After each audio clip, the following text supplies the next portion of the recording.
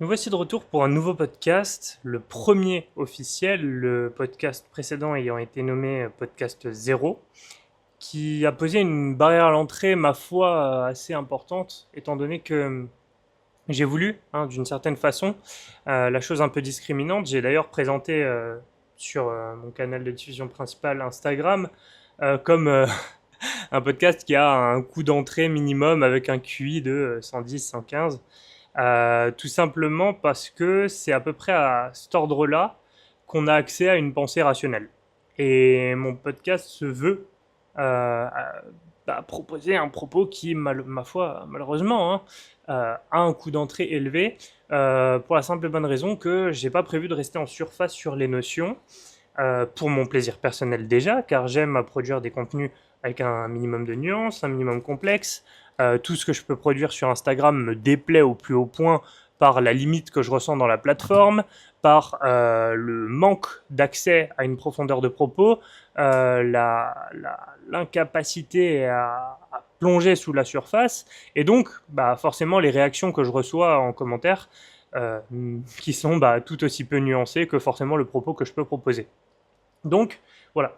J'estime que si on se retrouve là, c'est pas pour du divertissement, même s'il y a forcément une composante divertissement qui est inexorable, que je ne peux pas retirer, mais j'espère que les personnes font la démarche sérieusement et ne se font pas tout simplement hooker par le titre, et qu'on se retrouve ici avec tout simplement un propos qui soit certes pondéré, mais qui apporte quand même, parce que c'est des fois le défaut des propos pondérés, une capacité d'une forme d'avancement dans la cognition, et donc, que les personnes qui soient là fassent la démarche correctement en ayant vu d'abord le podcast 0, qui est pour moi le prérequis initial pour toute démarche pondérée. Comprendre ces notions, subjectivité, objectivité, intersubjectivité, dans leur profondeur, permettent ensuite d'opérer un certain relâchement. Il y a aussi une vidéo très importante que j'ai faite sur ma chaîne secondaire où je traite de sujets justement un peu plus poussés, un peu plus avec des lignes peut-être parfois un peu plus floues, qui s'appelle Loi de la matrice numéro 1, tout est mental, qui est aussi pour moi un prérequis nécessaire. Intégrer toutes les notions que j'apporte dans ce contenu-là sont aussi autant nécessaires que le podcast 0. Donc j'inviterai l'auditeur que tu es à aller se pencher là-dessus. Mais plongeons dans le sujet du jour qui est ordre et chaos. Pourquoi le sujet ordre et chaos? Pour la simple et bonne raison que la découverte de ces notions m'a grandement éclairé. C'est une carte du monde, une grille de lecture du monde que j'ai aimé à superposer à celle que j'avais déjà, qui m'a permis de comprendre mieux certains patterns, comprendre mieux certaines façons d'être, certaines façons dont ma pensée s'est réorganisée avec le temps, et qui m'a permis de comprendre les besoins humains sous un nouveau jour, et c'est tout ce que j'aspire à te faire connaître à travers ces paroles que je prononce. Penchons-nous un peu sur les notions ordre et chaos. Donc l'ordre qui, si on affilie ça à d'autres formes de tradition, s'affiliera globalement parlant au principe masculin par essence. Donc là, nul besoin, je peux m'empêcher de mettre cette nuance-là, mais nul besoin d'affilier ça à l'homme sexué du genre humain. C'est un principe masculin, ce qui est totalement à différencier. Le chaos, ça s'affiliera au principe féminin. Euh, Globalement parlant, on peut affilier ça à tout un tas d'autres traditions. Je ne vais pas me faire l'obligeance d'être exhaustif, si tant est qu'on puisse l'être sur ce point-là, mais je te laisse faire tes recherches. J'ai d'ailleurs fait un contenu là-dessus que je n'ai pas publié, qui s'appelle La loi du genre, qui propose à peu près un propos similaire à ce que je vais proposer là, même si le sac de mots ordre et chaos va m'emmener dans d'autres façons de penser que loi du genre, mais ça parle quand même du même fond. Parce que je vais pas te l'apprendre, peut-être, mais la sémantique conditionne fortement le psychisme. Donc si je dis ordre et chaos, c'est pas du tout la même chose que si je dis masculin et féminin. Quoique, ça dépend dans quel métaprogramme cognitif on se positionne. Métaprogramme cognitif, je crois en avoir parlé déjà dans le podcast précédent, principe issu de la PNL, qui désigne la façon dont on approche la connaissance, conscience en fermeture, conscience en ouverture. Voilà, on peut se positionner dans un métaprogramme différence ou similitude. Voilà, je peux te dire, voilà, voici deux images, essaye de trouver les différences, ou voici deux images, essaye de trouver les similitudes. Tu verras que ta conclusion, ton jugement tiré sera totalement différent.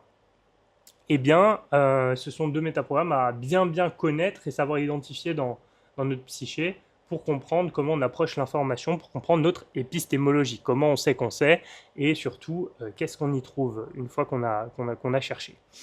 Et c'est important, donc déjà, je vais un tout petit peu réintroduire les notions du podcast zéro, mais parce que, en fait, on se rend bien compte qu'à un certain endroit, il y a énormément de subjectivité, pour ne pas dire tout est subjectif à un certain point. Bien sûr, on va éviter de rentrer dans des paroles dogmatiques, donc je me permets certaines précautions de langage, même si des fois je serais tenté, par ma subjectivité, de balancer des tout est subjectif. Voilà. Donc, rentrons un peu dans ces notions. Ordre et chaos, c'est deux termes que j'ai pas forcément découverts, hein. J'avais appris la définition plus tôt dans ma vie, mais du moins beaucoup investigué à travers l'œuvre de Jordan B. Peterson, qui a publié 2 livres sur le sujet. Le premier, 12 règles pour une vie, un antidote au chaos, donc censément quelque chose qui nous fait aller vers l'ordre. Jordan ayant jugé que c'était une bonne idée de nous faire aller vers l'ordre qui était plutôt le chaînon manquant à une grande partie de l'humanité, et c'est un point de vue que je partage, notamment dans ma déontologie, dans mon approche, dans mon éthique de travail, de construire d'abord des humains ordonnés. Je vais m'expliquer pourquoi juste après. Son deuxième tome s'appelle Au-delà de l'ordre. Donc c'est là où on vient injecter justement des notions de chaos. Je vais expliquer ma déontologie et pourquoi je considère que c'est important d'approcher les choses comme ça. Mais d'abord un petit point sur qui est Jordan Peterson, si toi qui écoutes tu n'es pas totalement au fait. Jordan Peterson est un professeur de psychologie, donc diplômé de son doctorat de psychologie, qui a enseigné notamment à l'université de Toronto, mais à une seconde qui se situe aux États-Unis, il me semble, dont j'ai oublié le nom. Il s'est fait connaître notamment par ses prises de position sur le débat qui a fendu l'espace public entre, comme d'habitude, hein, deux idéologies, une idéologie plutôt de gauche, une idéologie plutôt de droite, sur le sujet, on va dire au bas mot de la liberté d'expression, mais plus précisément le sujet des pronoms. Donc avec la pluralité, florescence de tout un tas d'identités sexuelles, d'identités de genre, etc., c'est accordé l'utilisation de divers pronoms. Et il y a eu des tentations de légiférer à ce propos qui sont venus, aux yeux de Jordan Peterson, corrompre la liberté d'expression, obligeant certaines personnes, enfin tout le monde en fait, obligeant les personnes à utiliser le pronom accordé vis-à-vis de la personne qui choisira elle-même son pronom indépendamment de la volonté de son interlocuteur. Et c'est suite à ça que s'est déroulée toute une campagne médiatique, d'une part visant à le discréditer, et d'autre part venant à défendre sa position. Ce qui lui a valu, dans un premier temps, de risquer de perdre son job. Je crois même qu'il a été suspendu un grand nombre de mois, si je ne dis pas tout à fait de bêtises. Enfin bref, ça lui a permis de faire connaître son travail, et aujourd'hui encore, on a une interview qui est légendaire, où il passe sur la BBC ou je ne sais quelle grosse chaîne qui est à aller voir, où il fait preuve d'un stoïcisme imparable et essaye de garder le cœur pur face à une interlocutrice qui ne vise qu'à le discréditer dans son rôle de journaliste parfaitement pondéré. Bon, c'est pas un affront si je vous montre à quel point le journalisme a totalement perdu sa vocation initiale et est totalement idéologique à l'heure actuelle, bien entendu. Bon, ce point étant fait, j'ai essayé de laisser paraître un minimum ma subjectivité là-dedans, mais vous avez quand même bien senti que c'est quelqu'un à qui j'apporte quand même un grand nombre de crédits, notamment parce que, et ça c'est magnifique, je vous invite vraiment à voir cette interview, hein, c'est la plus connue, hein, vous tapez Jordan Peterson, BBC, interview, famous, vous allez tomber assez rapidement dessus, sinon envoyez-moi un petit message et je vous l'enverrai, parce qu'en fait à la fin, de tout ça, il cite quand même quelque chose d'assez impressionnant, c'est le nombre de lettres qu'il reçoit par jour de remerciements sur les bienfaits qu'ont diffusé son ouvrage dans le cœur des personnes qui l'ont lu. Et moi, honnêtement, je pourrais faire partie des personnes qui pourraient envoyer une de ces lettres, comme à d'autres auteurs, hein, bien entendu. Mais c'est vrai qu'il a été quand même assez crucial à un moment de ma vie, à tel point que j'ai recommandé son livre à tout mon entourage, que beaucoup de mon entourage a acheté et lu son livre.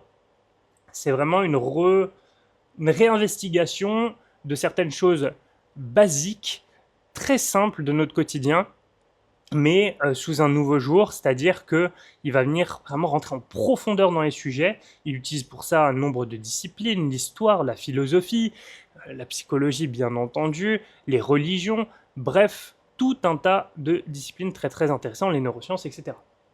Et donc en fait, il passe son temps, partant d'une règle simple, sur ces 12 chapitres, 12 règles, à plonger vraiment dans les abysses de ce qui constitue l'humain, et ensuite en ressortir avec une page résumée à la fin qui vient parfaitement condenser tout ce qui a été dit pendant le chapitre. C'est vraiment agréable à lire, même si à certains moments on a l'impression de s'égarer du sujet, si on reste bien concentré et qu'on absorbe la totalité du propos, comme tout contenu que vous consommez, hein, je vous invite à tout le temps absorber la totalité du propos, eh bien on y trouve des pépites. Voilà. De toute façon, à quoi bon consommer un contenu si ce n'est pas avec la conscience en ouverture, je vous le demande. Voilà. Donc, cette personne a contribué fortement à mon développement intérieur, et je pense, je ne l'affilie pas directement, mais je pense qu'il coparticipe à mon éthique et ma déontologie, dans le sens où, aujourd'hui, quand j'aborde une thérapie ou que ne sais-je, un travail de développement intérieur, peu importe, dans tous les cas, ma façon d'approcher le développement de l'humain sera toujours de cette façon. C'est-à-dire qu'on construit et ensuite on déconstruit. J'ai ce schéma assez classique que je donne tout le temps aux personnes avec qui je travaille, qui est si on est au point zéro initial, voilà, si on se situe là, pourquoi partir en -1, -2, -3, -4, -5? On se retrouvera inévitablement dans le négatif. Il faut d'abord viser, et d'ailleurs, certains ne partent pas du point zéro initial, c'est un point zéro initial pour eux, mais d'un point de vue subjectif, de par d'autres personnes, ce serait plus un départ avec des points de retard, en négatif. Donc, il faut toujours s'assurer de construire une certaine base solide, il y a certains critères plus ou moins objectifs, qui dépendront toujours de moi, bien entendu, qu'on peut établir pour déterminer si une personne est assez construite intérieurement, assez solide intérieurement pour partir sur la déconstruction. Et c'est tout l'inversion de valeur qui se déroule dans la société actuelle, c'est-à-dire qu'on va essayer de retirer des structures cadrantes qui ne sont pas bien établies dans la plupart des personnes.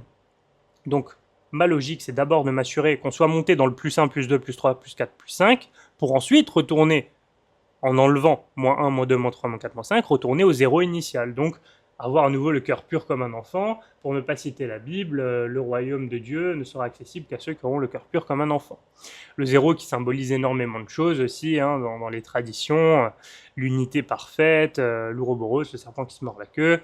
La personne qui est donc un ouroboros, c'est quoi? Un serpent qui se mord sa propre queue, qui avale sa propre queue, c'est quelqu'un qui est plein de lui-même, donc qui n'a pas besoin de se nourrir de l'extérieur, donc qui est très à l'aise dans sa vie en général. Voilà. C'est vrai que c'est toujours intéressant d'aborder l'extérieur comme un plus plutôt que comme un besoin nécessaire, fondamental, et c'est la posture que j'arrive à consolider au fur et à mesure des années et que j'aime à transmettre, parce que quand je vois les personnes ressentir cela de l'intérieur, c'est toujours assez magnifique à voir. Bon, rentrons réellement dans le vif du sujet, ordre et chaos. On a tendance à poser une valence positive, négative, morale sur toutes les choses qu'on entrevoit. Et je vous invite vraiment, si vous voulez faire la démarche avec mon podcast, à sortir de ça, à enlever vos a priori, à enlever vos préjugés moraux préconstruits par la société, préconstruits par vos pairs, préconstruits par vos expériences de vie, pour aborder la chose d'un point de vue neuf. Le chaos n'est pas fondamentalement négatif. C'est même une polarité du réel qui s'oppose à l'ordre, à la même manière que le froid s'oppose au chaud. On ne dit pas le froid c'est mal, on dit le froid c'est une température, c'est un crantage, un degré. Certes, opposé à un degré supérieur, il devient le froid, mais c'est bien parce qu'on a la connaissance du chaud qu'on peut mesurer le froid. Et En tout, cela est intéressant. Donc, je vous ai dit de sortir de la notion bien et mal. Laissez-moi apporter de la nuance. Euh, si on ressent quelque chose de mal en nous, dans notre fort intérieur, c'est bien parce qu'on a connaissance du bien. À même mesure que l'ombre n'est qu'une absence de lumière. Il ne faut pas rentrer dans une logique perfectionniste où on imagine un monde parfait, exempt de toute négativité, car ça n'existe fondamentalement pas. Pour ça, il y a une très belle vidéo de Lacrimosophia, qui est un YouTuber qui traite de philosophie avec des vidéos magnifiquement montées que je vous invite à voir. Tapez Lacrimosophia, le paradis, quelque chose comme ça, le paradis n'existe pas, vous la trouverez également. Et à travers cette vidéo, il nous drive pour nous faire comprendre, par plein d'expériences scientifiques et d'autres analogies, que, en fait, un monde paradisiaque, le fameux jardin d'Éden, ou le monde factice créé par le fameux scientifique qui a fait l'expérience avec des souris, nous mène toujours vers la réintroduction du chaos. C'est comme un fondamental de l'existence envers lequel il faut s'abandonner et simplement accepter. En fait, lorsqu'on poursuit un ordre parfait, on va trouver tout un tas de complexifications de problématiques. Mais j'y viendrai après, probablement, lorsque je vais aborder le chaos, étant donné qu'on va faire les choses dans l'ordre. Ça tombe bien, on va explorer d'abord le principe d'ordre. Donc, maintenant que les valences émotionnelles sont abrogées, on va pouvoir aborder l'ordre, non pas comme quelque chose de positif, de souhaitable, mais comme quelque chose dont on peut avoir besoin à un certain moment et pas à d'autres. Donc l'ordre, c'est la composante du réel qui vise à harmoniser les forces, à leur donner une structure, un cadre, une cohérence, un sens, une logique, une direction. C'est le principe de l'énergie est latente, tout le temps, en permanence. Et quand je parle d'énergie, je ne parle pas de choses mystiques, bien que, si vous voulez approfondir le travail, on pourra voir à quel point on peut démystifier ces sujets-là et en trouver une composante assez intéressante quand on l'aborde par le point de vue de la rationalité, voire de la transrationalité. Mais bon, parlons d'énergie au sens physique du terme. C'est les lois basiques de notre univers, la thermodynamique. Rien ne se perd, tout se transforme. Tout système qui sort plus d'énergie qu'il n'en gagne tend à s'appauvrir, et inversement. Et tout système tend à l'entropie. Tout système tend au désordre et au chaos. Donc c'est à une force consciente de venir ordonner, s'il le souhaite, les structures. Donc là, peut-être que le dialogue est déjà un petit peu trop déraciné pour que vous compreniez. Je vais vous donner un exemple très simple. Vous prenez un corps humain. S'il ingère plus de calories, de nutriments, de nutrition, d'aliments qu'il n'en dépense, inévitablement, il va s'appauvrir, donc maigrir, perdre du poids, que ce soit de la masse musculaire, de la masse graisseuse, de l'eau, peu importe, il va perdre fondamentalement. Voilà. Donc, à nous de venir apposer de l'ordre pour venir shaper les structures, leur donner forme de la façon dont on le souhaite.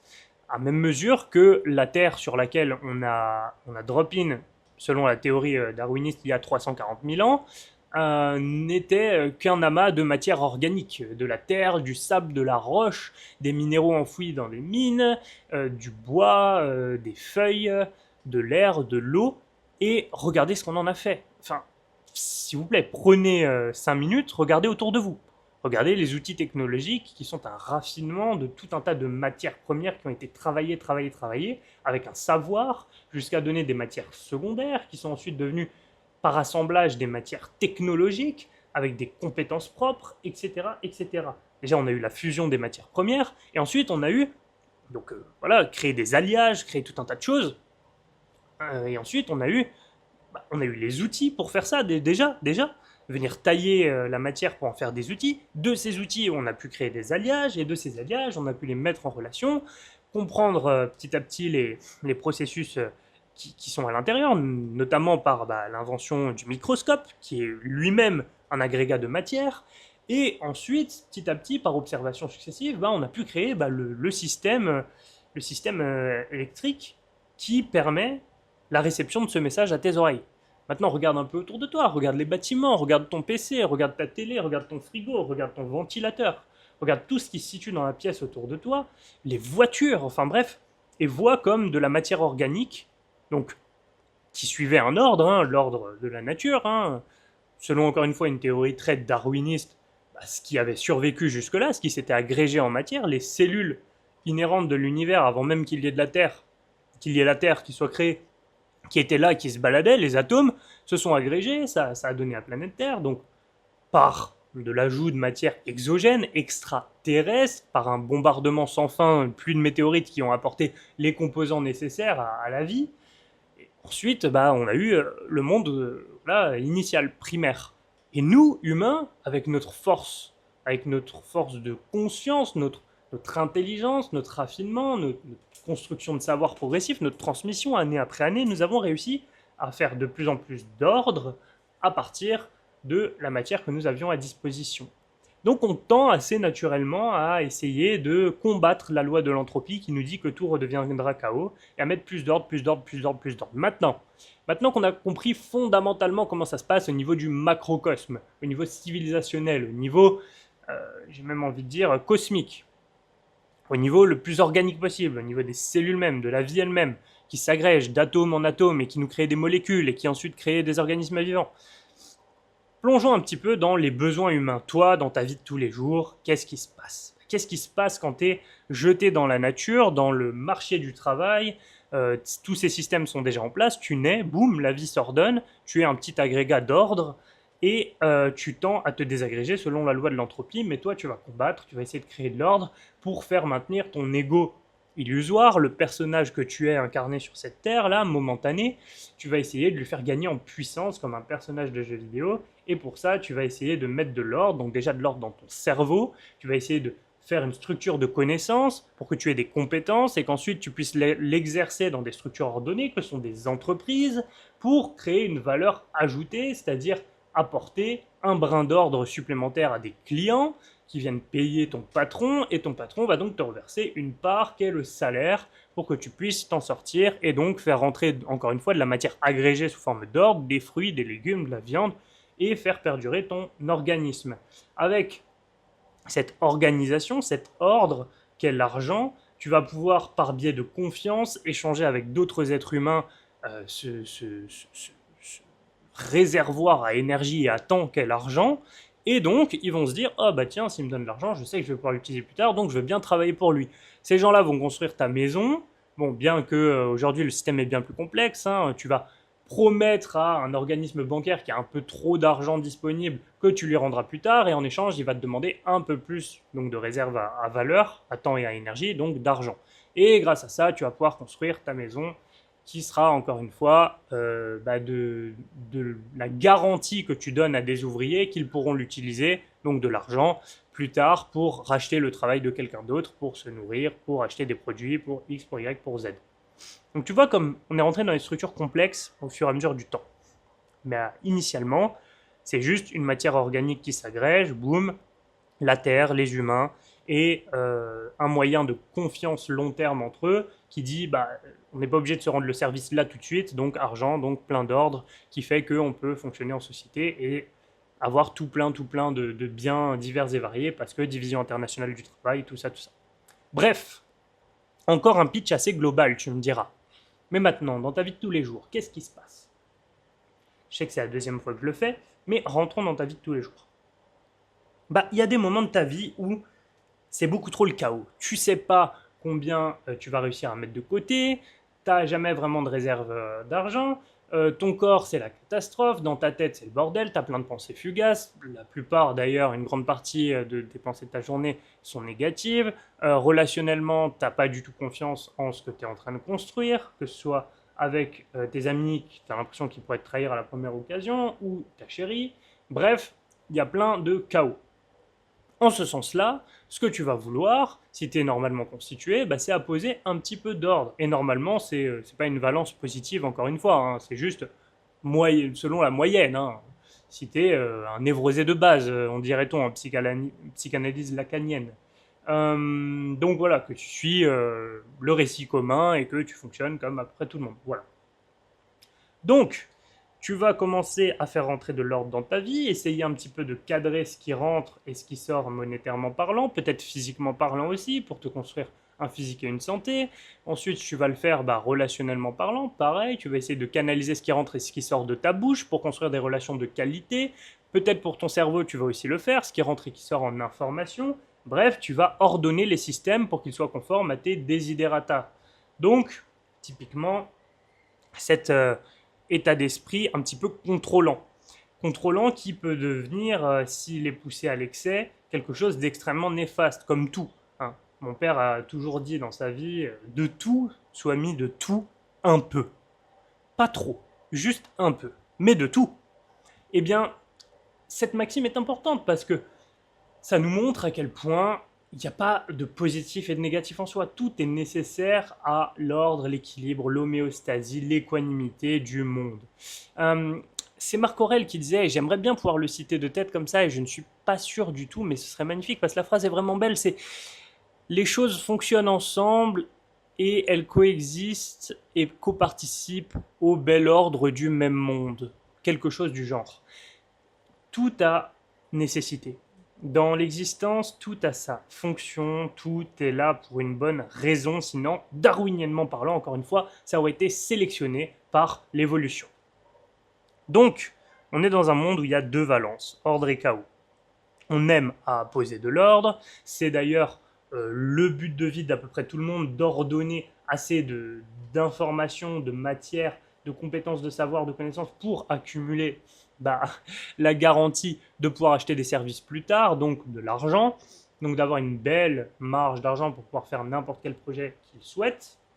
Et en ce sens, eh bien, si l'on reste piégé dans cette mentalité, j'aime pas beaucoup parler de mentalité car ça inclut une forme de rigidification du psychisme, alors qu'on sait que ça ne marche pas du tout comme ça, rien qu'avec le concept de neuroplasticité, le cerveau se réarrange en permanence, mais il y a quand même, comme j'ai parlé au début, des métaprogrammes, des façons de fonctionner qui sont assez symptomatiques, pas forcément symptomatiques, mais en tout cas qui sont assez typiques, qu'on pourrait appeler presque des structures.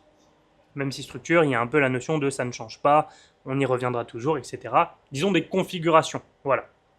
Donc, il est vrai que, avec cette recherche d'ordre, si on l'a bien effectuée pendant son début de vingtaine, ou peut-être de façon plus anticipée, ou peut-être de façon un petit peu plus tardive, à un moment donné, on va arriver au bout. Si on l'effectue correctement, avec une régularité, un volume, une intensité correcte, à un moment donné, on arrive sur le problème de récursivité qui est, bon, j'ai à poser de l'ordre dans ma vie, qu'est-ce que je veux pour être bien? Je vois bien que je ne suis pas encore au top, je suis pas au top dans ma vie, il me manque quelque chose. Bon, je vais mettre plus d'ordre, plus de contrôle. Et là vient s'introduire la notion de chaos qui, tu vas le voir, est très intéressante, mais qui peut s'inclure que sous certaines conditions. La notion de chaos intervient pour diverses raisons, notamment notre besoin de variété. Donc tout ce qu'on a mentionné par rapport aux besoins d'ordre, ça touche aux besoins de certitude. On a besoin que le monde soit prévisible. C'est d'ailleurs pour ça qu'on a tendance à penser complètement différemment que tout ce que j'ai évoqué dans le podcast 0. Et le podcast 0, il a aussi cette composante qui est, il est forcément pas digeste, parce qu'il nous ramène un peu dans le chaos, il brise nos certitudes, il nous emmène dans une zone non contrôlée. Et ça, on n'aime pas du tout. Il faut être assez assis en soi-même pour écouter un peu les propos que je propose. Là, jusque-là, dans le podcast 1 sur l'ordre, ça allait. C'est quelque chose qui est assez intéressant à écouter pour toute personne. Maintenant, on va rentrer dans un propos qui est quand même destiné à des personnes qui ont une structure ordonnée à l'intérieur d'eux-mêmes et qui peuvent se permettre de faire aller péter deux, trois choses. Passer un certain cap, et ça je l'ai vécu dans ma chair, trop d'ordre tue l'ordre. Comme trop de chaos tue le chaos. Et on va rentrer petit à petit dans une phase où on va perdre goût à la vie, tout va un peu se robotiser, s'algorithmiser, se programmer, tout va devenir prévisible, prédictible. On va se traiter un peu comme un objet finalement. On se rend compte que ça fait longtemps qu'on fait ça, qu'on a atteint beaucoup d'objectifs grâce à ça, que notre vie suit globalement la trame qu'on a prévue et on commence à s'emmerder royalement et à perdre du sens en fait. Si la vie c'est juste j'ai compris les lois de la physique, j'ai compris globalement comment les humains fonctionnent, comment créer de l'argent, comment avoir de bonnes relations, comment faire paraître du moins qu'on se sente bien dans ses bottes, du moins contrôler son cerveau pour qu'il soit fonctionnel dans une logique très utilitariste, qu'ils servent mes besoins, parce que j'ai l'impression d'être mes besoins, ou du moins qui me permettent de fonctionner dans la société selon comment elle est mise en place actuellement. D'ailleurs, peut-être même avec une certaine marge de résilience qu'on peut expérimenter quand on va dans des métiers à fort potentiel chaotique, comme j'ai été chez les pompiers par exemple, comme toute personne qui a navigué dans le chaos dans sa vie, pas forcément au niveau du métier, ça peut être aussi avoir une enfance très chaotique, bref, on peut avoir une tendance à vouloir après chercher en permanence de l'ordre, de l'ordre, de l'ordre, de l'ordre, de l'ordre, à la suite de ça. Donc, va se poser la question un jour pour toute personne qui réfléchit un tant soit peu de merde, qu'est-ce que je fais? Qu'est-ce que je fais? J'ai l'impression d'être allé au bout du truc. Si je suis au bout du game de l'ordre, si vraiment ça m'a apporté tout ce que ça m'a apporté, c'est important d'aller au bout. Hein. Parce que sinon, il y aura toujours cette petite voix dans la tête qui dira ah non, mais ça, t'as pas fait. Ah non, mais ça, si tu envoies tout bouler maintenant, tu seras jamais sûr que tu en es capable. C'est important d'asseoir un ego presque surdimensionné, j'ai envie de dire, presque une toute puissance, une toute idée qui dit je peux tout. Je peux tout, je le sais.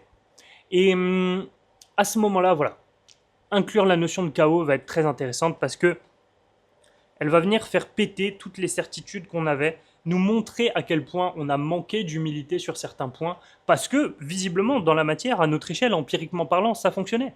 Donc, quelle raison on avait de se remettre en question? La remise en question nous a peut-être fait trop mal par le passé, et on n'a pas envie d'y retourner. Et là, remettre un petit peu, avec parcimonie, progressivement du chaos, jusqu'à peut-être atteindre les summums même du chaos, aller l'explorer lui aussi dans son immensité. Parce que c'est pas du tout le même chaos qu'on a pu vivre par le passé, qu'on a voulu ordonner. C'est un chaos qui part de l'ordre. Et ça, c'est important à comprendre. Une des notions fondamentales que je développe dans ma façon d'accompagner, c'est cette opposition fondamentale qu'on va vivre. C'est ce que j'appelle le chemin de l'adulte correctement verticalisé. En général, on a tous certains thèmes qui nous touchent particulièrement. Des choses qu'on refuse absolument, catégoriquement, et des choses au contraire où notre volonté est de faire. Notre volonté est inflexible. C'est vraiment de l'ordre du... On va utiliser des termes comme ça, jamais. Et ça ne peut pas être autrement. Et il y a des domaines comme ça de vie, ça peut être, je sais pas, en l'occurrence par rapport à l'argent, ça peut être par rapport à la stabilité, ça peut être par rapport à l'amour. Voilà, on peut avoir tout un tas de blessures qui nous font dire, moi, personnellement, il y a telle situation, je ne veux plus jamais la vivre. Et je vais tout faire, je suis prêt à tout sacrifier pour arriver à mes fins. Arriver à mes fins, souvent, c'est employé de manière positive, genre, je vais arriver à ça quoi qu'il en coûte. Donc, pas négatif dans le sens... c'est pas formulé comme ça, je ne veux plus jamais le vivre. Ça, c'est la phrase qu'on doit découvrir, qui drive notre inconscient. Parce que derrière un je veux absolument ça, il y a un je ne veux surtout pas autre chose. Eh bien, ça, c'est le refus sur lequel se construisent beaucoup de gens. On a une situation traumatique initiale dans l'enfance qui fait qu'on va être repoussé par une polarité du spectre. Donc, ça peut être, je vais reprendre un truc très très simple, hein, pauvreté, richesse. On veut être riche, pourquoi? Parce qu'on ne veut plus jamais être pauvre. Et tout notre chemin d'adulte va être d'aller vers l'argent, mais pas pour être riche, fondamentalement dans l'inconscient, pour ne plus jamais être pauvre. Et ça, c'est terrible, terrible, parce qu'on se construit sur une opposition, on construit un antagonisme, on se divise, on se diabolise étymologiquement parlant, on se coupe en deux, on s'exclut une partie du réel, on sacrifie une partie du réel, parce que, encore une fois, retirons les valences émotionnelles. Pauvre n'est pas négatif. Riche n'est pas positif. Il y a des ressources dans chaque situation et on peut manquer à un moment donné d'une ressource dans une situation. Et si on a construit un refus catégorique à l'intérieur de son propre psychisme, malheureusement, nous n'accéderons pas à cette situation. Et le fait de ne pas accéder à cette situation va créer une faille béante dans nos besoins humains qui, eux, sont bien présents. C'est juste une stratégie qu'on a mis en place pour survivre, une stratégie pour ne plus vivre la douleur, qui n'est visiblement pas adaptée pour combler notre besoin. Donc à certains moments de nos vies, oui, on peut aller dans les tréfonds, rechercher des ressources différentes, j'allais dire supérieures, mais je ne veux pas mettre encore une fois de hiérarchie, parce que toute hiérarchie est à individualiser. Quelqu'un peut avoir plus besoin de quelque chose maintenant, mais plus besoin de quelque chose plus tard. Et en ce sens, eh bien, le chemin de l'adulte correctement verticalisé, c'est d'être capable de revenir vers ce qu'il a refusé. D'être capable, j'ai pas dit de le faire, d'être capable de se réconcilier, au moins mentalement, de mentaliser, de vivre et d'accepter, d'avoir ce relâchement intérieur dans le fait de retourner dans la situation qui l'a fait souffrir. D'être capable de au moins virtuellement, de le revivre et d'être à l'aise avec ça et d'être en paix avec ça.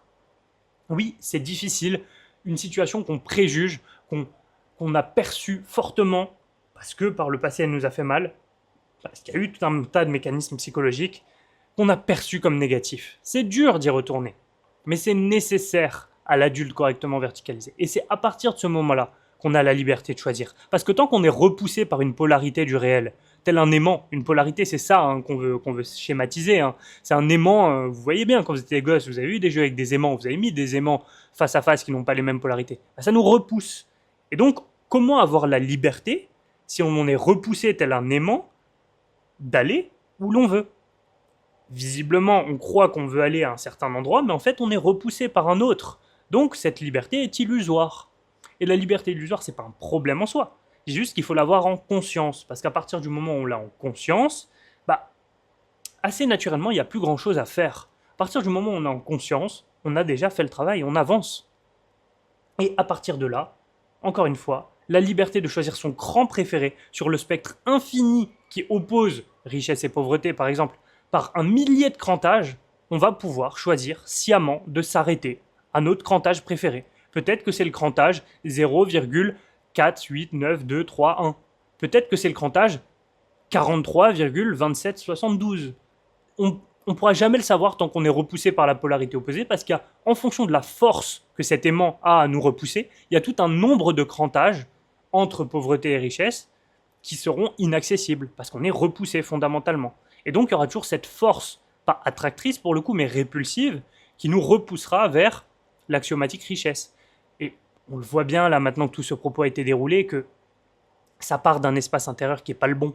Ça part d'un espace intérieur qui n'est pas j'ai tel besoin, j'y vais. J'ai tel besoin, ça me satisfait, ça me remplit pleinement. Ça part d'un élément négatif, donc forcément ça ne fonctionne pas bien. Donc voilà. Voilà pourquoi il peut être intéressant de réintroduire du chaos et peut-être d'y aller l'explorer au maximum. Et pour l'explorer au maximum, il va peut-être falloir aller voir ses impensés, voir son ombre, selon une approche jungienne de la chose. Bref, aller creuser. Quelles sont les blessures qu'on a eues? Quelles sont les parts de notre conscience qui ont été heurtées?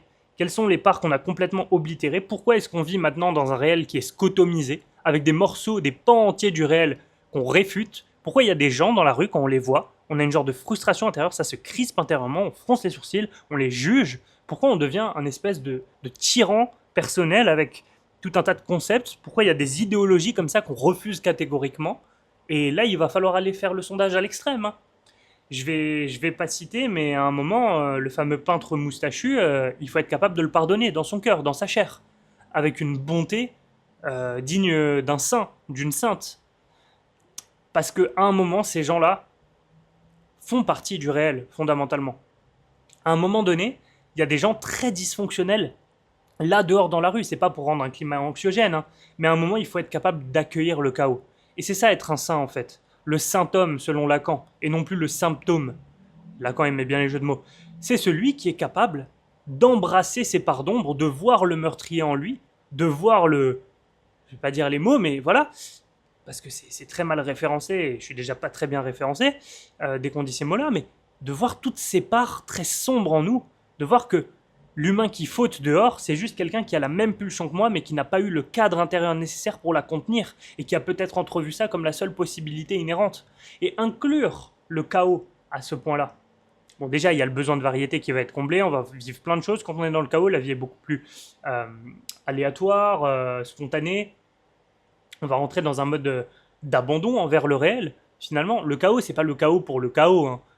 Rarement on va venir foutre le bordel consciemment dans sa vie. C'est plus sortir du rapport contrôlant envers le réel, une fois qu'on s'est construit, hein. C'est intéressant le rapport contrôlant, encore une fois, on a dit qu'on ne va pas scotomiser le réel et sacrifier des parts entières du réel. On l'utilise, ce rapport contrôlant, il peut nous servir. Le but, c'est pas de le réfuter, le but, c'est d'ouvrir au contraire toutes les vannes et de s'ouvrir à toutes les potentialités.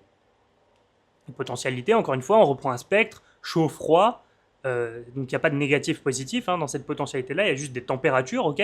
Bah, c'est pareil, bien, mal, encore une fois, vu qu'il y a une valence morale, bah, on a du mal à dire autre chose que c'est la morale. mais c'est un crantage, c'est un degré, c'est une température sur un spectre. Donc il va falloir ouvrir à un moment et arrêter de sacrifier des individus, sortir de la logique parfaitement décrite par René Girard, du bouc émissaire, et être capable de, tel un Christ rédempteur en fait dans sa propre vie, de venir tendre l'autre joue. Ah ouais, le réel me met une claque, peu importe qui c'est, peu importe qu'est-ce qui incarne le réel, réel avec un grand R, hein, la totalité de ce qui est disponible dans l'expérience humaine. Bref, la création, quoi. L'apparition, ce qu'on vit là, ce qui apparaît à nos yeux. Réfuter l'apparition, l'apparition du réel face à nos yeux, c'est un petit peu psychotique sur les bords. Alors j'ai rien contre les psychotiques, j'en suis moi-même un probablement, mais à un certain endroit, il faut quand même intégrer le père avec un grand P, le père qui est le réel en fait, le logos, la logique, le principe de réel en fait, les conséquences, ce qui se déroule devant nous. Donc à un endroit, arrêter de réfuter, accepter, accueillir le chaos, être un contenant à chaos. Notre société a beaucoup besoin aujourd'hui, certes d'ordre, pour les personnes qui n'ont pas assez d'ordre en eux, mais pour les personnes qui ont assez d'ordre en eux, de personnes qui arrivent à sublimer et à dépasser ce cadre et à venir contenir le chaos. Parce que qu'est-ce qu'on veut pour réduire au final les situations qu'on n'a pas envie de vivre fondamentalement? Déjà, faut accepter de les vivre. Déjà, ça c'est l'étape qu'on doit tous. On a tous une responsabilité envers nous-mêmes, spirituelle, j'ose dire, psychologique, au moins de développement intérieur. On mettra le mot qu'on veut dessus, j'en ai un peu rien à faire. Mais en tout cas, on a tous une responsabilité de s'élever d'une certaine façon. Même si c'est pas un mot que j'aime employer, responsabilité. C'est juste pour mettre un petit peu de caractère hypnotique là, pour que ça se réveille là dans ton esprit. Mais à un moment, il faut que tu te regardes en toi et que tu sois capable de mieux vivre chaque situation. Et ensuite, pour ceux qui n'arrivent pas à mieux vivre les situations et qui visiblement sont toujours emprunts à leur pulsion et foutent du chaos dans l'extérieur, on a besoin de gens qui ont réussi à contenir et à s'élever, à mettre de l'ordre en eux. Eh bien, on a besoin que vous, là, ces personnes-là, là, qui faites ce pas, là, d'aller vers l'ordre, vous soyez capable d'accueillir le chaos et de ne pas le sacrifier.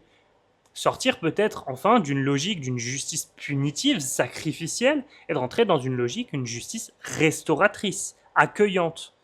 Et pour ça, bien entendu, il faut de la capacité à contenir le chaos. Le contenir, attention. J'ai pas dit le restreindre, le sacrifier, et j'ai pas dit non plus tout lui pardonner et l'aimer de façon inconditionnelle, même si, bon, c'est un terme qu'il faudrait étudier, parce que aimer, c'est quoi? Tu peux aimer et mettre une baffe, tu peux aimer et contenir. Voilà. Donc j'ai pas dit quelque chose de naïf. J'ai dit quelque chose d'accueillant. Accueillir à bras ouverts. Mais les bras ouverts, une fois refermés, peuvent contenir. Et nombre d'individus comme ça qui commettent des actions que moralement ou sociétalement on jugerait comme répréhensibles, bien que quand tu accèdes à ce mode de pensée-là un peu plus systémique, un peu décorrélé de la morale, tu ne les juges plus justement de cette façon, auraient fondamentalement besoin d'humains correctement développés, correctement verticalisés, qui puissent leur apporter en coexistence l'amour d'une mère et le cadre d'un père. Et c'est ça en fait que nombre d'individus ont besoin. C'est d'individus qui viennent face à eux leur proposer une altérité saine, une capacité de relation à autrui qui soit autrement que ce qu'ils ont toujours vécu, autrement que cette violence justifiée, injustifiée, gratuite, punitive. Non, quelque chose qui soit là de l'ordre de je comprends pourquoi tu as fait ça. Je t'aime en tant que mon frère humain. Mais là, je ne peux pas accepter. Et donc, tu ne vas pas t'en sortir comme ça. Nous allons mettre en place quelque chose pour te contenir. Nous allons faire en sorte qu'il y ait une capacité de résorption pour toi. Nous allons faire en sorte que tu ailles mieux. Et tu vas devoir t'y plier. Parce que si tu ne plies pas, à un moment ou à un autre, je ne vais pas pouvoir contenir tout le monde d'avoir envie de t'éventrer. Et c'est de ça, en fait, dont on a besoin. Un père juste, une mère aimante, intégrée, symbiotisée, symbolisée, synthétisée. J'essaye de trouver un mot avec ce préfixe sain qui... Une genre de synesthésie de ces deux choses. En une personne. Et c'est en ça qu'il faut accepter sa part de masculin, sa part de féminin, qu'il faut être ordonné, mais accueillir le chaos, qu'il faut être ferme et aimant. Et c'est ce dont nos enfants ont fondamentalement besoin. Mais combien, je vous le demande, et combien d'adultes, censément, dans la société, se baladent, mais sont en fait des enfants dans des corps d'adultes. Et là, on a tous tendance à avoir un biais énorme, énorme. Vous savez, quand on demande aux Américains, par sondage, qui conduit mieux que la moyenne, vous savez combien de pourcents on obtient? C'est de l'ordre de 60 à 70%. Donc c'est mathématiquement pas correct. Si 60 à 70% conduisent mieux que la moyenne est à 50, ça ne marche pas. Donc en cela, toi qui écoutes ce podcast, essaye de voir la part d'enfant dans un corps d'adulte qui est en toi. Parce que fondamentalement, quand on va demander à la société, est-ce que toi tu te considères comme un enfant dans un corps d'adulte, ben on va avoir... Alors même si notre stat, ce serait la moyenne, encore une fois, schématiquement, là j'arrive pas à proposer le propos autrement, mais tu as totalement compris le concept, c'est l'effet de Dunning-Kruger, au bout d'un moment, tout le monde se surestime. Tout le monde est dans la vallée de l'ignorance. Quand on est au summum de notre confiance en nous, c'est qu'on est au tout début de la compétence. On a appris 2-3 trucs, on a un petit peu étudié un sujet, machin, on a lu un livre, on a un truc. On se sent comme un expert. Sauf que si on poursuit la recherche un tout petit peu, on va rapidement tomber dans la vallée du désespoir et comprendre à quel point, finalement, il y a un écart abyssal de travail qui va mettre des années, des années, des années. Tu sais ce que tous ces gens te vendent, et moi le premier, je l'ai fait. Et c'est vrai, dans certaines conditions ça marche, j'y ai cru fondamentalement, et ça reste possible. Il y a des choses qui se font très vite pour des gens qui sont très disposés, avec une méthode très adaptée. Mais fondamentalement, la plupart des gens, si on veut faire des stats, des moyennes, ont besoin d'années de travail sur chaque sujet. Sur leur psyché, sur leurs relations, sur leur physique, sur leurs finances, sur la métaphysique, la spiritualité, sur leur façon de gérer l'ordre et le chaos à l'intérieur d'eux-mêmes. Tout ça, ce sont des compétences à part entière qui méritent des années d'investissement. Et souvent, quand ça marche très vite avec une méthode, encore une fois, marketingment parlant, pour une personne à un moment donné, c'est qu'il a déjà investigué le sujet depuis un paquet d'années et qu'il lui manquait juste la synthèse d'informations et de pouvoir prioriser par loi de Pareto sur les bons éléments. Quelqu'un qui vienne lui apporter justement le cadre, le contenir dans son trop-plein d'informations et lui permettre la réalisation. C'est d'ailleurs ce que je propose, je tiens à dire, quand même que je fasse un peu de pub à travers tout ça. J'ai des accompagnements sur les 4 sujets, voire 5. Relations, psyché, donc relations sociales, que ce soit couple, famille, amis ou pro, psyché, donc mettre à jour toutes les problématiques qu'on a pu avoir pendant l'enfance qui nous tarissent encore un petit peu, qui nous incapacitent sur certaines phases de nos vies, qui nous font peut-être même de la souffrance inconsciente encore, qui n'a pas totalement été mise au goût du jour, pas totalement conscientisée, parce que beaucoup de gens ne vivent pas réellement, survivent simplement, mais simplement quand on leur dit bah ça va toi, ils disent oui ça va, mais leur ça va en fait, avec notre niveau de conscience, on dirait bah c'est un 4 sur 10. Et c'est peut-être ton cas. Si t'as jamais expérimenté au-dessus, bah c'est ton 100%, donc tu dis oui ça va à 10 sur 10. C'est le principe du mineur qui mine toute sa vie et qui lâche la pioche, et nous, bah, on a sur notre illustration, on voit à travers la montagne, bah, et il était un coup de pioche en fait d'avoir la mine de diamant. Ou non, bien mieux comme métaphore. C'est le mineur qui se balade sur une mine d'or qui va jamais aller défoncer le mur d'à côté. Mais en fait, il y a un gisement de diamant à côté. Donc en fait, lui, il disait mais ça va génial, j'ai de l'or. Et jamais de sa vie, il a pété le mur parce qu'en fait, il avait trop à gagner et trop à perdre aussi, à faire des efforts pour rien dans un mur qui lui rapporte rien. Alors qu'en fait, il y avait les diamants derrière. Donc voilà, j'ai des accompagnements là-dessus, sur les relations sociales, sur la psyché, sur le corps, sur les finances, monter un business, investir, gérer mieux son argent, etc., etc. Et sur le 5e sujet qui est la spiritualité. La spiritualité et la métaphysique, le rapport à soi et au monde, comment atteindre la paix intérieure maximale, comment atteindre enfin ce relâchement dont j'ai parlé pendant tout ce podcast, sortir du rapport contrôlant et enfin le lâcher prise. Bref, je traite tout un tas de problématiques. C'est aux personnes de venir me voir avec leurs problématiques. Moi, je suis pas là pour surapposer un modèle du monde. Je suis un espace d'accueil. Et ensuite, on voit ce qui en émerge. Mais ce qui est certain, c'est que tout le monde, toi y compris, a trop d'ego et ne ressent pas le besoin fondamental d'aller faire ce travail. Alors que, et moi le premier, moi le premier. Je suis en train de travailler là-dessus, hein. Justement, me faire accompagner, c'est un truc, voilà, ça reste difficile, ça reste difficile. Faut prendre son courage à deux mains.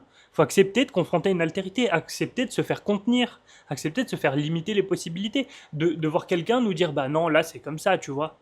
Là, t'as beau me dire ce que tu veux, c'est comme ça. Et en plus, ça se passe jamais comme ça en fait. Quand t'as un bon accompagnant face à toi, il te propose ce cadre-là, si tu en as besoin, et il ouvre aussi le cadre, au contraire. Maintenant, il y avait telle option que t'avais pas perçue. Ah, il y avait ça que tu te cachais peut-être parce que ça te faisait peur. Il y avait ça que tu te cachais parce que ça t'avait fait souffrir par le passé. Il y avait ça que tu te cachais parce que tu avais juste pas envie en fait, ça coûtait trop d'efforts. Il y avait ça que tu n'avais même pas perçu parce que ça rentrait pas dans ton système de pensée. Bref, on a besoin des deux. Ordre et chaos sont deux composantes majeures et qui se chevauchent. Ça passe par des périodes où on va avoir besoin d'explorer à fond le chaos à 100%, 200% pendant des longues périodes et des fois très courtes. Des fois pendant une semaine, on se rend compte que là on était trop dans l'ordre avec notre CDI, avec notre femme, avec nos enfants, avec que ne sais-je, notre gestion budgétaire, nos trucs, nos repas, nos machins. En fait, il s'agit de revenir à l'unité de temps minimum. Ça, c'est un concept que j'ai emprunté et que j'ai surdéveloppé par après à Jordan Peterson dans sa règle numéro 12 de son premier livre 12 règles pour une vie au-delà, un antidote au chaos. Il utilise l'unité de temps minimum dans la mesure de digérer la souffrance. Revenir à l'unité de temps minimale quand la souffrance est trop grande, c'est ce qui nous permet de survivre. Quand tout va mal, quand tout part à la dérive, on va vouloir revenir à l'unité de temps minimum. Peut-être que ça se passe dans l'heure. On ne peut pas se projeter au-delà d'une heure parce que tout est déjà beaucoup trop chaotique. Des fois, la situation est tellement catastrophique qu'on peut à peine se projeter dans la minute. Et des fois, il faut revenir à la seconde là, et la seconde là, et celle d'après, et celle d'après, et être là, maintenant. Et moi, en fait, ce que je vise à faire, d'une certaine façon, est de réussir à ramener les personnes avec qui je travaille à l'unité de temps minimale. Si on découpe en montage une seconde, dans le domaine du montage vidéo, une seconde, eh bien on a des frames. C'est les images, ces fameuses images par seconde qui passent. Eh bien essayez de revenir sur la plus petite millième de seconde, la micro-frame, être ici et maintenant. Et dans l'ici et maintenant, on n'a pas besoin de conceptualiser, on ne monte pas dans le mental. On agit selon nos besoins primaires. On n'est pas en train d'anticiper par peur. Oh, je devrais faire ça. Oh, si je fais ça, il va se passer ça, telle conséquence. On est à l'écoute de soi. Et je t'invite à faire ce petit exercice en fin de podcast là, de ressentir ton corps, du bout de tes doigts. Essaye de sentir déjà le bout de tes doigts. Essaye de sentir ton doigt. Essaye de sentir 2 doigts à la fois, 3 à la fois, 4, 5. Essaye de sentir ta main entière, puis ton bras. Ressens ce qui se passe de l'intérieur. Essaye même d'aller jusqu'à ressentir, ça c'est très avancé, mais le sang qui passe dans tes veines, l'O2 qui vient se déposer dans tes muscles. Essaye de ressentir ta mécanique, tes os, ton positionnement, tes articulations, ta posture, ta respiration dans tes poumons, ton ventre qui digère, ton côlon, ton ventre qui crée ses enzymes et ses sucs gastriques, ton côlon qui procède à la digestion. Essaye de sentir l'appui de tes pieds dans le sol, essaye de sentir jusqu'à ton cerveau qui tourne. Essaye maintenant de faire taire ce mental qui a essayé de conceptualiser tout ça et de rester dans ce ressenti. Et de là, quoi qu'il en émerge, de cet état de présence, tu vois, je mets des pauses entre mes mots. Et dans ces espaces se situe la conscience, le présent, la présence, la paix. Tu vois cet état-là entre mes mots?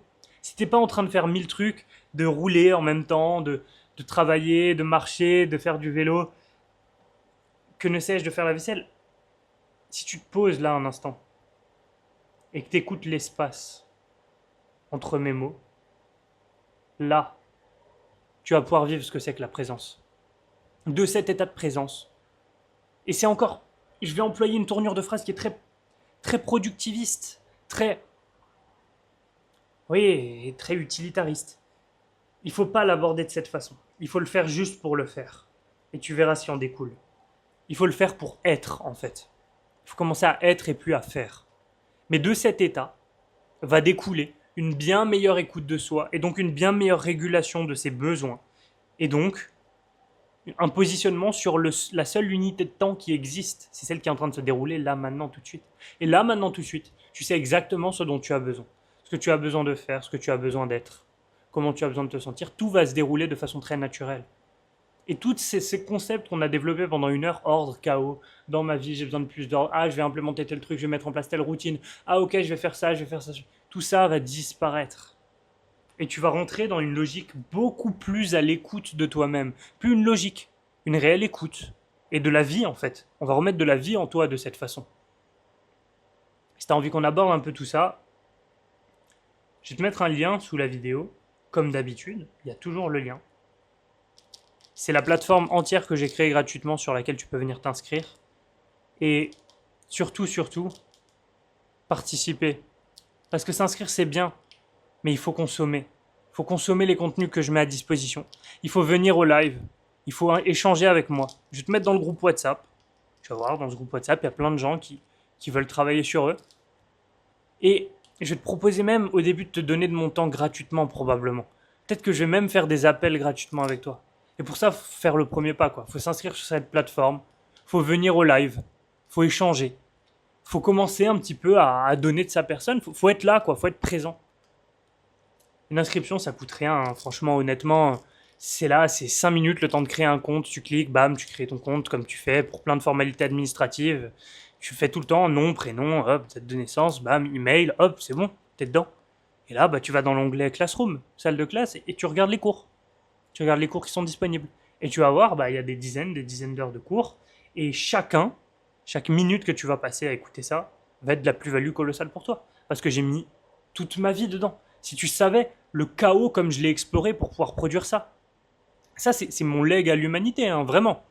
J'ai fait ce truc dans un état où je suis arrivé en mode j'ai plus rien à faire, j'ai l'impression d'avoir fini le game, j'ai rien à faire, je suis pleinement satisfait, je pourrais mourir maintenant que je serais très bien.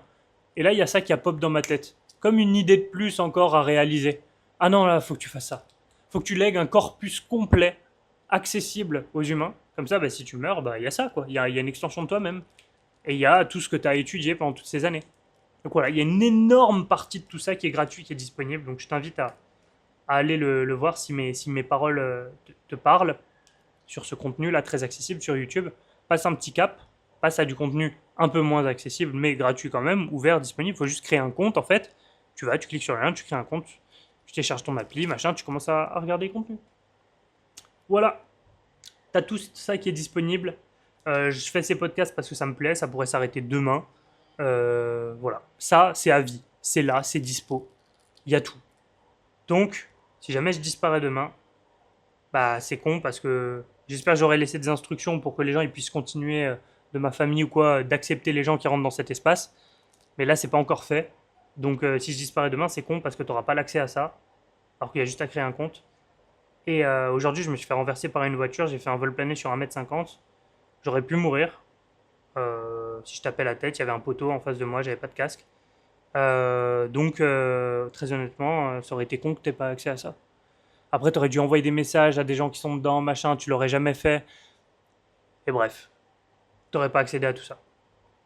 Donc si à un moment ou à un autre, l'étincelle de développer des choses en toi a brillé, sache que j'ai créé le plus gros espace possible et imaginable. Je mets des heures et des heures d'études, de livres, de tout ce que tu veux condenser d'une façon intelligible et claire et concise, avec des protocoles à appliquer, tout ça gratuitement, quoi. Donc, juste clique sur le lien en dessous, commence le travail, bordel.